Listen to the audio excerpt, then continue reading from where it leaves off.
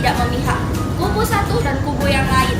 Kami ini cuma untuk memenuhi tugas kewarganegaraan supaya para pemilih di luar sana bisa menggunakan hak pilih mereka dengan baik. Guys, di sini kita akan memberikan tanggapan kita terhadap debat Pilpres dan Cawapres tahun 2019. Nah, penasaran kan? Ya udah, kita langsung aja ya. Oke, kita akan masuk ke dalam video reaksi kita tentang debat yang baru saja kita semua tonton.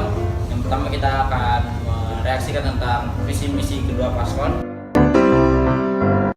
Saya akan mereaksikan tentang paslon nomor 1. Bapak Ibu yang saya hormati, visi kami adalah Indonesia maju. Kami menawarkan optimisme dan masa depan Indonesia yang berkeadilan. Bagaimana sudah kita ketahui bahwa 73 tahun Indonesia sudah merdeka dan Indonesia masih tergolong menjadi negara berkembang. Mungkin melalui visi misi Jokowi ini, beliau ingin menjadikan negara Indonesia paling nggak nyicil untuk menjadi negara maju. Karena menurut sumber yang saya baca, Indonesia butuh waktu yang lama untuk jadi negara maju. Kita masih memiliki beban pelanggaran HAM berat masa lalu, tidak mudah menyelesaikannya. Tapi kami tetap berkomitmen untuk menyelesaikan masalah HAM ini. Mengenai kasus pelanggaran HAM masa lalu yang beliau sampaikan dalam misinya, di mana pemerintahan Jokowi selama 4 tahun terakhir ini Komnas HAM memberikan garis merah terhadap penyelesaian catatan pelanggaran HAM selama kasus-kasus masa lalu. Harapan kedepannya melalui visi-visi Jokowi yang akan menyelesaikan kasus pelanggaran HAM pada masa lalu, semoga benar-benar dijalankan jika mereka terpilih lagi pada periode pemerintahan yang kedua. Oke, kita lanjut dari visi misi dari paslon nomor 2. Visi kami beri nama Indonesia Menang. Indonesia menang karena saya rasakan indikator-indikator menunjukkan bahwa kita berada dalam kondisi yang tidak begitu menguntungkan. Di sini Pak Prabowo menjelaskan bahwa sekarang ini masih banyak indikator yang menunjukkan bahwa Indonesia berada dalam kondisi yang tidak menguntungkan. Untuk itu diperlukan dari penegakan hukum dan penyelesaian masalah dari akarnya. Ya sih, menurut aku kalau bicara tentang penegasan pastinya sebagai orang yang memiliki pengalaman di dunia militer nggak perlu diragukan lagi kalau dalam hal penegasan seperti ini. Oke, sekarang saya akan membahas tentang cuplikan HAM dari paslon nomor 1. Setelah keluar undang-undang mengenai penyandang disabilitas di tahun 2016, saya melihat bahwa paradigma terhadap kaum disabilitas ini sudah berubah. Menurut saya sih paslon nomor 1 itu sudah memberikan contoh nyata tentang HAM, seperti kayak mereka sudah mengeluarkan undang-undang tentang disabilitas yang dikeluarkan pada tahun 2016. Lalu mereka juga menyediakan fasilitas dan lapangan kerja bagi para penyandang disabilitas, serta mereka memberikan bonus yang sama kepada para atlet disabilitas yang bermain di Asian Para Games. Tapi dari yang kita lihat, hal-hal tersebut hanya terjadi di beberapa kota di Indonesia, sehingga belum semua masyarakat merasakannya. Saya juga setuju sih dengan tanggapannya Bapak Ma'ruf Amin mengenai penghormatan kepada kaum disabilitas. Saya kira yang penting lagi membangun budaya masyarakat untuk memberikan penghormatan pada kelompok disabilitas. Karena memang semua itu berasal dari diri kita sendiri. Terus menurut aku juga pendapatnya ini masih sangat dasar karena tidak dijelaskan lagi secara spesifik langkah yang harus diambil masyarakat untuk lebih menghargai dan menghormati kaum disabilitas agar mereka lebih bertumbuh lagi. Seorang kepala negara, presiden adalah Chief Law Enforcement Officer. Dia adalah petugas penegak hukum yang tertinggi di negara ini. Karena itu, saya akan menatar seluruh aparat penegak hukum, saya akan instruksikan, saya akan tegaskan bahwa tidak boleh diskriminasi terhadap suku apapun, agama apapun, etnis apapun. Jadi intinya adalah aparat itu tanggung jawab kepala eksekutif. Nah sekarang kalau menurut aku sih dari jawaban paslon nomor 2 dalam penanganan kasus HAM itu kayak belum ditelah lebih dalam lagi, masih mendasarnya aja. Padahal kalau yang kita tahu nih guys ya, kasus mengenai HAM itu banyak banget di Indonesia yang dapat dijadikan sebagai acuan dalam pembahasan masalah HAM ini. Apalagi menurut seorang pengamat politik nih yang aku baca, Mada Sukmajati, ia mengatakan bahwa solusi yang diberikan oleh paslon memberikan solusi atau alternatif yang menjanjikan dalam penyelesaian. Menurut aku juga sih, kalau kita memberikan data, kita tuh harus menelaah lebih lanjut. Nah, dari contoh yang beliau berikan mengenai nelayan, yaitu Pak Najib. Ada kisah Pak Najib, seorang nelayan di pantai. Beliau mengambil pasir untuk menanam di mangrove, di hutan bakau. Beliau dipersekusi, dikriminalisasi. Aku tuh baca dari beberapa sumber bahwa Kapolres Karawang AKBP Slamet Waluyo itu mengatakan bahwa kasus tersebut itu sudah melalui proses transparan.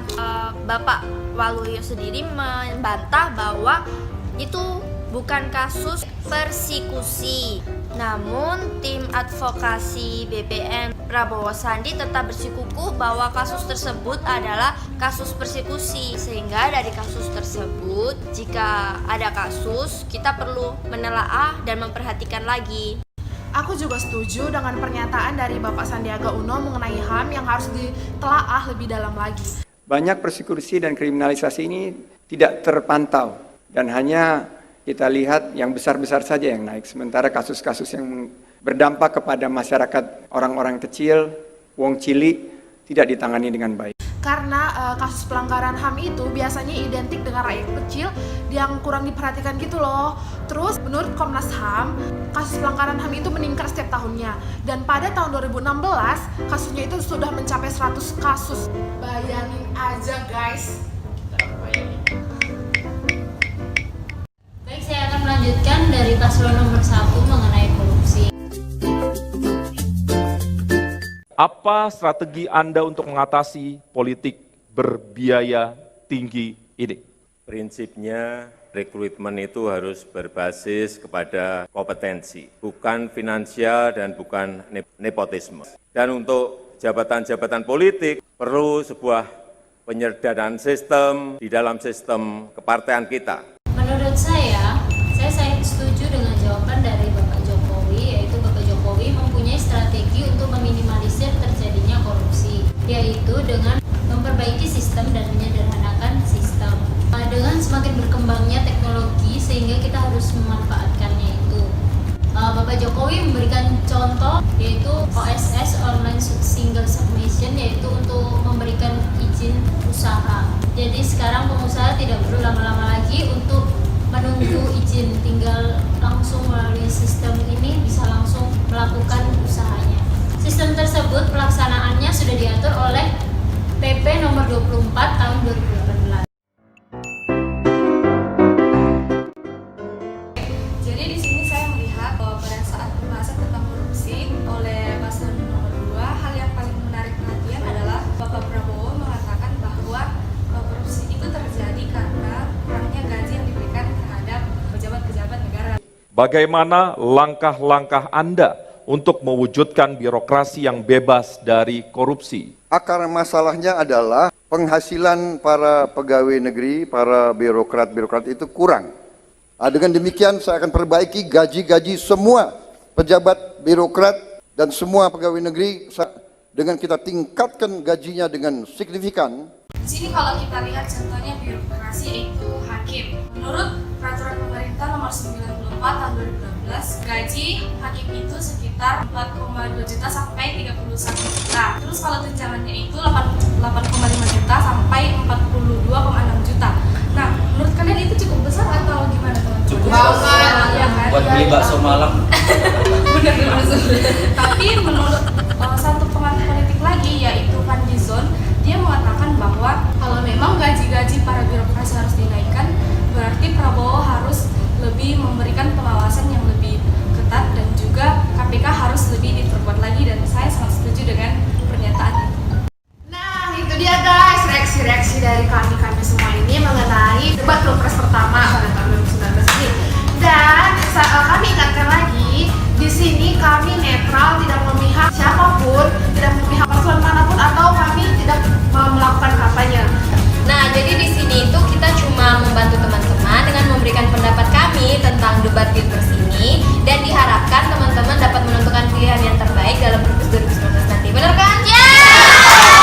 Jadi, jangan lupa tanggal 17 April 2019 tentukan hak pilihmu, karena